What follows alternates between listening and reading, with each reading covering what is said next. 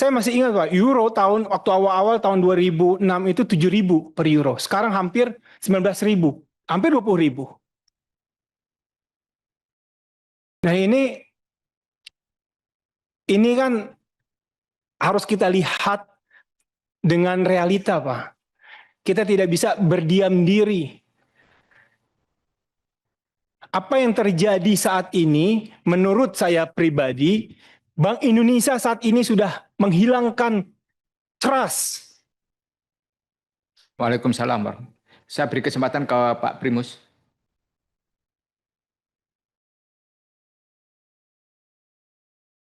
Rohim. Assalamualaikum warahmatullahi wabarakatuh. Bapak Ibu yang saya hormati, saya skip saja Pak Ferry beserta jajaran terkait kinerja, karena tadi kawan-kawan sudah berbicara terkait kinerja Bank Indonesia dan memberikan apresiasi. Saya pribadi skip juga apresiasinya, saya tunda dulu. Karena kalau kita melihat apa yang terjadi sekarang, yang berhubungan dengan tugas dan fungsi Bank Indonesia, itu anomali. Pertumbuhan ekonomi kita 5,61%. Tetapi nilai tukar rupiah kita jeblok. Bahkan sekarang ada di level rekor terendahnya terhadap dolar. Indeks kita juga habis, Pak. Merosot turun. Di mana indeks seluruh dunia sejak perang tembak rudal itu tanggal 28 Februari, apa yang terjadi terhadap indeks dunia itu terjadi pada seluruhnya. Dan mereka sudah rebound, bahkan sudah plus. Dan Indonesia saat ini masih minus lebih dari 20%. Ini kan bagaimana global mempertanyakan, salah satu ada banyak faktor, tetapi mempertanyakan kualitas Bank Indonesia, bank sentral kita ini. Nah ini yang menurut saya harus secara tajam pertanyakan. Terakhir kita ketemu juga di Bank Indonesia, itu saya juga mempertanyakan hal yang sama. Waktu itu di 16.800. Kenapa rupiah kita ini lemah? Kalau dibandingkan dengan dolar, sekarang selalu perbandingannya dengan dolar. Tapi faktanya dan ironisnya Pak, ini terhadap semua mata uang. Kita melemah terhadap Singapura, terhadap Australia, terhadap ringgit, terhadap rial, apalagi Hong Kong, dolar, euro. Saya masih ingat Pak, euro waktu awal-awal tahun 2006 itu 7.000 per euro. Sekarang hampir 19.000, hampir 20.000. Nah ini kan harus kita lihat dengan realita Pak. Kita tidak bisa berdiam diri. Apa yang terjadi saat ini, menurut saya pribadi, Bank Indonesia saat ini sudah menghilangkan trust.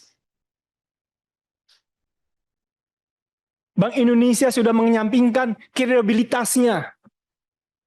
Dan Anda sebagai pimpinan Bank Indonesia, sebagai tokoh utamanya, harus gentleman Pak. Harus berani melawan. Ada apa ini? Kenapa ini? Pak Ferry yang saya hormati, kadang Pak,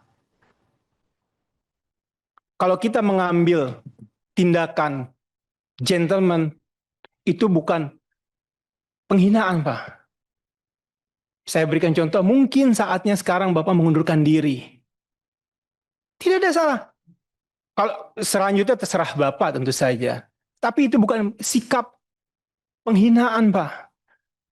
Anda akan lebih dihormati seperti di Korea ataupun di Jepang. Kalau Anda tidak bisa melakukan tugas Anda dengan baik, seperti itu. Tidak ada salahnya. Terakhir, saya ingin mengutip hadis Pak. Dan karena Anda ini adalah, saya melihat orang yang soleh, hadis ini sangat familiar, yang artinya dalam Indonesia, apabila suatu urusan diserahkan kepada yang bukan ahlinya, tunggulah kehancurannya.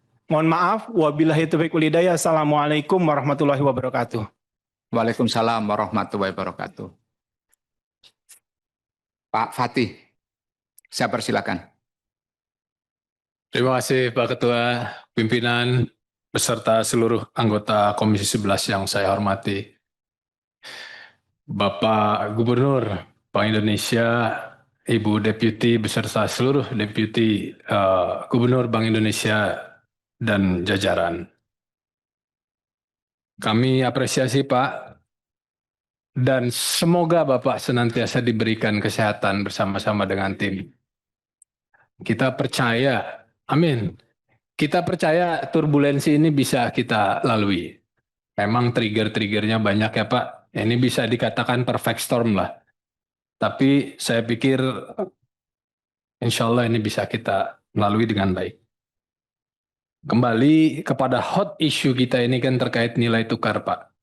Kami melihat juga, saya melihat bahwa langkah-langkah yang diambil oleh Bank Indonesia ini sudah cukup baik. Dan secara fundamental saya pikir nampaknya kan sebetulnya kita punya fundamental ini bisa kita bilang nggak jelek-jelek amat lah gitu Pak. Tapi mungkin ini masalah daripada confidence, market confidence ya Pak ya. Nah, ini tugas kita bersama. Dan beberapa hal yang sudah dilakukan ini saya pikir ya mudah-mudahan bisa membuat para pihak mitra kita juga melihat bahwasanya kita serius. Ada satu hal Bapak Gubernur pada penguatan kebijakan moneter ini yang terkait dengan LCT Pak. Khususnya dengan mitra-mitra dagang utama kita. Nah di halaman 13 ini kan ada naik ya Pak ya, sampai dengan Maret ini sudah ada peningkatan yang sangat signifikan berbanding dengan bulan Juli tahun lalu 2025. Ini hampir berapa kali lipat ini. Nah, ini kalau kita perluas Pak, kita intensifkan lagi, khususnya terkait dengan energi misalnya. Karena kita punya impor migas ini Pak yang puluhan miliar US dollar ini nampaknya terkait neraca ini yang paling banyak nyumbang mungkin Pak. Kalau misalnya belanja energi kita ini dengan mitra-mitra kita ini dilakukan berdasarkan prinsip LCT ini, seperti apa kira-kira dampaknya Pak? Saya lihat juga karena dinamika di Timur Tengah ini, kita ada melakukan belanja, kalau nggak salah ke Rusia ya Pak, minyak Rusia. Nah itu kan pembayarannya mungkin bisa menjadi sebuah alternatif dilakukan dengan LCT ini Pak. Juga komoditas lain, mungkin gandum, kedelai kan gitu. Dan juga alat-alat penunjang produksi Pak. Eksponensial Pak pertumbuhannya, tetapi kalau ini kita lebih, artinya segala macam komoditas ya kita pakai LCT ini, apakah memungkinkan gitu Pak? Itu yang pertama. Yang kedua, terkait dengan BRICS Pak, aliansi ekonomi ini, ini sejauh mana Pak Gub dilakukan komunikasi ataupun pembahasan terkait dengan kerjasama yang bisa saling menguntungkan, mengingat Indonesia ini kan sudah menjadi anggota. Nah, komunikasi dengan negara-negara itu bagaimana? Karena di dalam BRICS ini kan ada negara penghasil minyak, juga penghasil gandum dan segala macam. Nah, ini kurang mungkin Bapak bisa elaborasi lebih lanjut. Itu saja Pak Ketua, saya kembalikan, terima kasih. Terima kasih Pak Fatih. Berikutnya Pak Andreas. Subscribe, share, like, and comment. Subscribe, share, like, and comment. Subscribe, share, like, and comment.